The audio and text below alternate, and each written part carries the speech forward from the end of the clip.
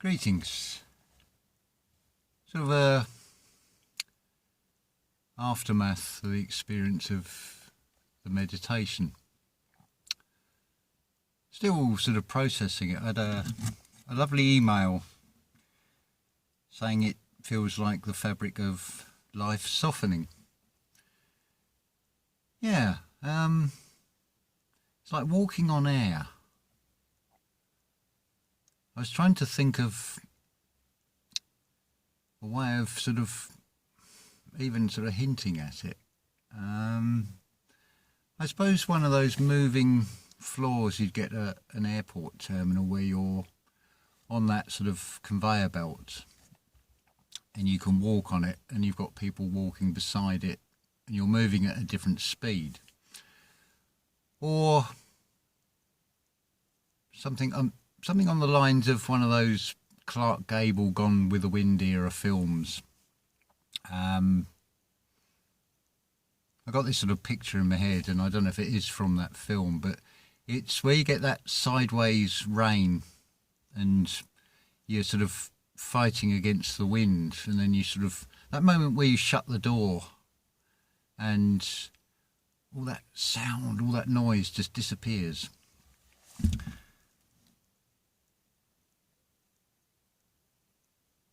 Yeah, so it's been some strange feelings, just sort of sitting there, and then the heart does it's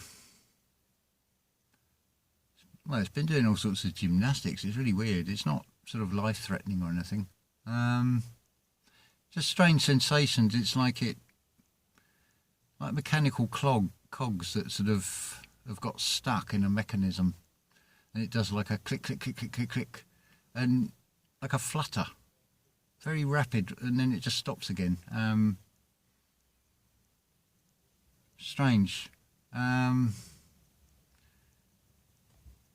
Going back to that Alien film with Sigourney Weaver, she's got that sort of mechanical body on, and part of this feels like a separation of self into like three parts.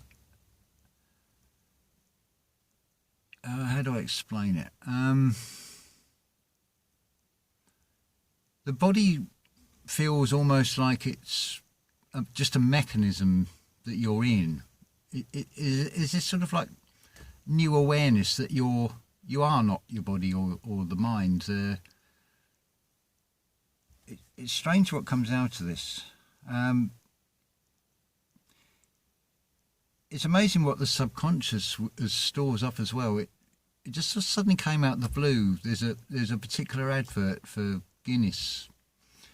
For those of you who don't know, it's in the States. It's a very almost black, sort of very heavy, thick beer with a very creamy head. It's almost like a meal.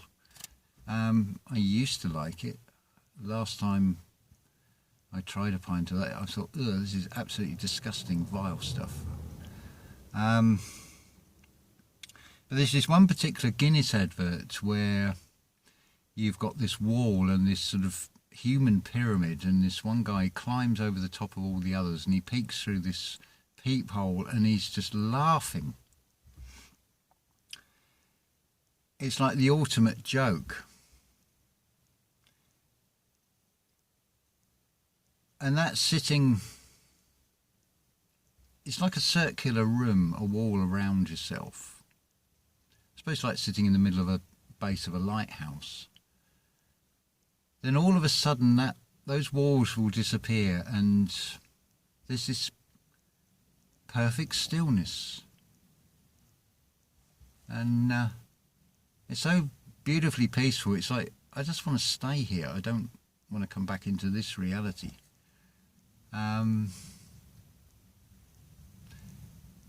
Beautiful, so though some of the aspects of nature are, it just sort of pales into insignificance.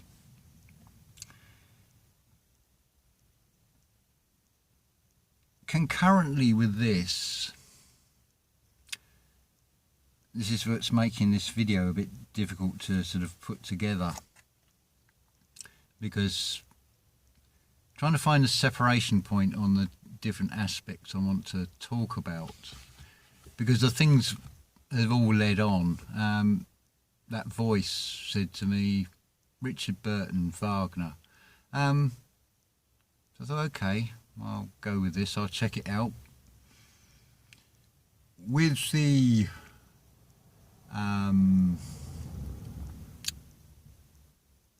it's sort of ruined with the truth, with doing anything with outward seeking, because you cannot watch a film at just a surface level as a sort of like an escapism from everything, because things just stand out in these things. You'll just see them everywhere, and it almost, well, it reminds me of that song I talked about by Human League, The Black Hit of Space, where wherever you look, all you can see is the B side of the disc in front of you. And it's like wherever you look, you see a number sequence or a synchronized thought or just sort of miracles. And that's what they are. They are mirror calls. It's a calling, and it's a mirror, an outward reflection. And the environment that is around me currently, it's even sort of radiated out into that, where what can be very volatile verbal arguments between people, there's a new sort of sense of calm. It's not escalated anywhere near the levels that it has previously, and it's wonderful seeing that unfold as well. So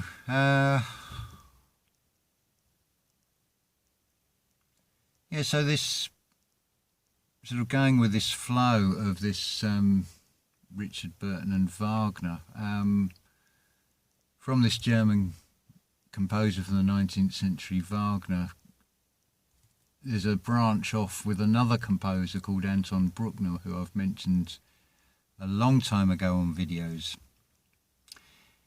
Of all composers, the music that sort of resonated and communicated most strongly was that of Bruckner with his symphonies, and that started with just a purely intuition-led hiring of a library vinyl, just out of curiosity, just going with a hunch. But it was this Seventh Symphony. I knew nothing about the composer. I knew nothing about the background of the music.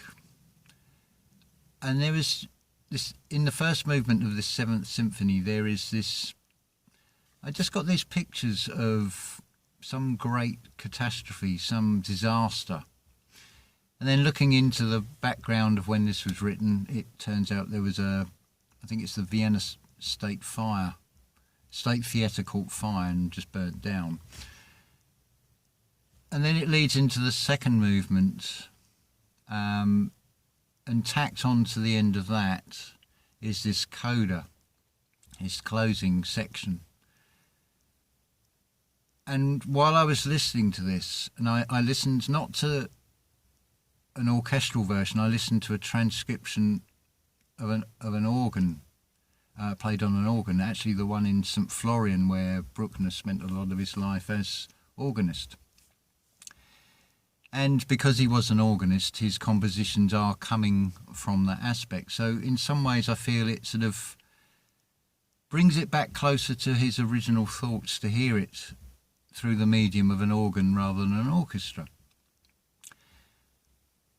And so we get to this coda, and visually I was sort of shown this, breaking this wax seal on this letter and opening up this, it's almost like a parchment, and it says, "Here, Bruckner, I regret to inform you, your friend and composer Richard Wagner has died of a heart attack in Venice," or something. I don't know if was even the words, but that's what was shown in the mind's eye with that. And then comes this overwhelming feeling of loss, But it's very beautiful because there's an empathy to it that's communicated through that music.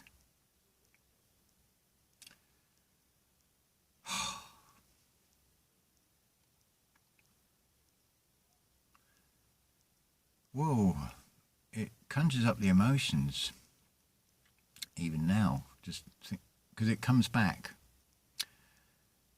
And you sense this almost devastation for that person. They've lost something. But it's broken by the introduction of the scherzo, the third movement, and the basic theme is da da da da da da. So the da da da da is like a cockerel. It's the announcement of a new day. The mood is lifted. It starts off exploring. You're now in this new world. You're no longer under the shadow of this other composer that Bruckner sort of worshipped and idolised. And you're now in this brave new world without this mentor, and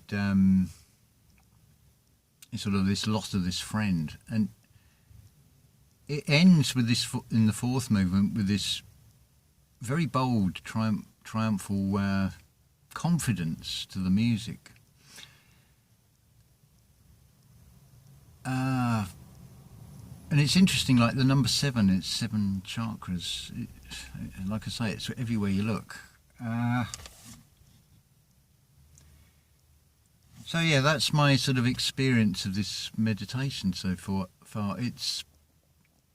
I feel this inner peace. It's like there's no conflict in anything. It's like the whole thing is a divine plan, and it makes perfect sense. It's wonderful. It's I was thinking about maybe leaving this over to another video, but if I was to, subsequent to making this video, if I was to suddenly drop down dead, that sort of moment of what would be the last thing you'd want to say? Well, sorry, I didn't dig the hole. You can just kick me in, or well, so just get a can of petrol, and I don't really care. It's not really going to matter. I can another part of this whole experience with this meditation. It brings back not the memory, but the emotional memory. If I was to sit down and watch all my previous videos from day one, the ego part of me would be squirming in horror and, oh, did I say that? Oh, shit. And it's embarrassing initially, and it's a self-inflicted torture. It's a dark night of the shadow upon yourself. It's like a very public video diary. But then when you sort of go beyond that, and you see that it's a time frame of where you are. So effectively what you've got is this is not how you do it. This is a stumbling series of complete cock-ups and fuck-ups throughout life. And then you move into this feeling, very much like a childlike feeling of, I've learnt to walk, I've learnt to ride the bike without the stabilisers, that feeling of achievement.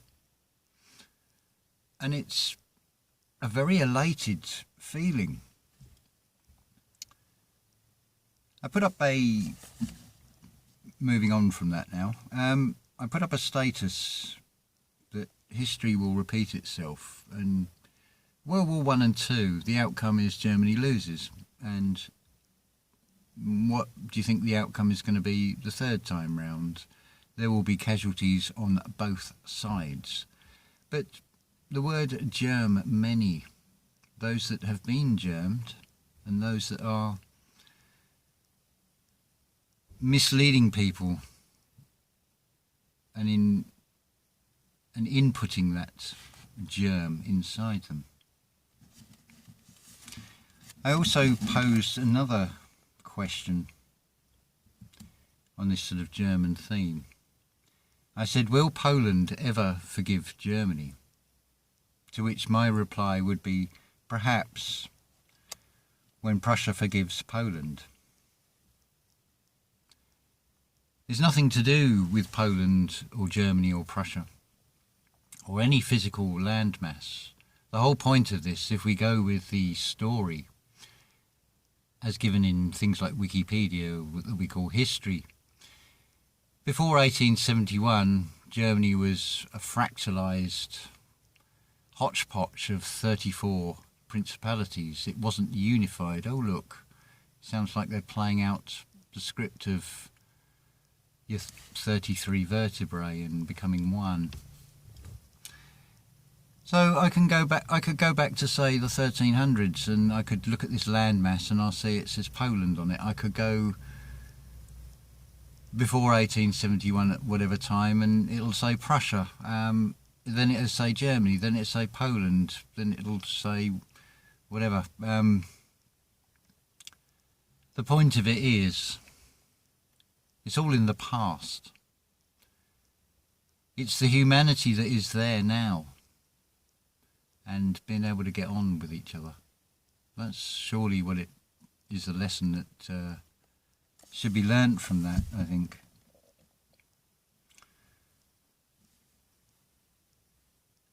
So, what are we up to? I think that's long enough for this video. I want to discuss more on Wagner and Bruckner.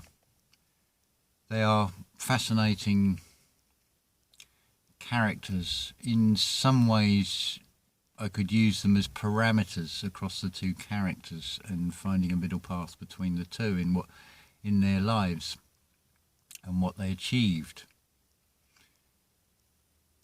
One thing I will sort of end on, I thought it was very amusing, this Richard Burton Wagner film. Wagner's life is almost a fairy tale.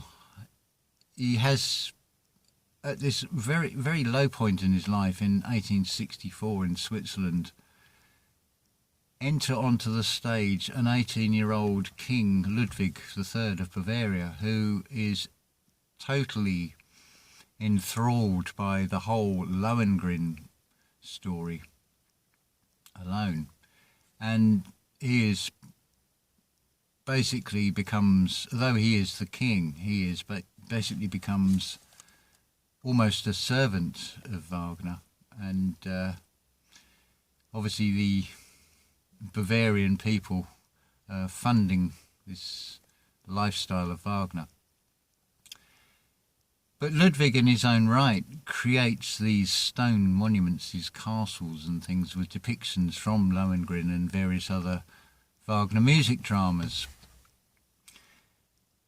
And what comes across in this film, you've got these colossal megalithic, almost vulgar displays of wealth, gold columns of, I don't know, maybe about 40 foot high. And then there's this prince who comes across as rather small, like a little ant.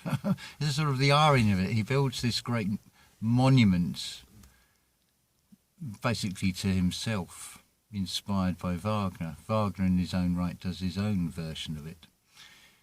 But he's a very controversial character anyway. But we'll discuss that more in the next video. It's quite profound, I think, what comes out of that film, and has parallels to what is going on in the external world today.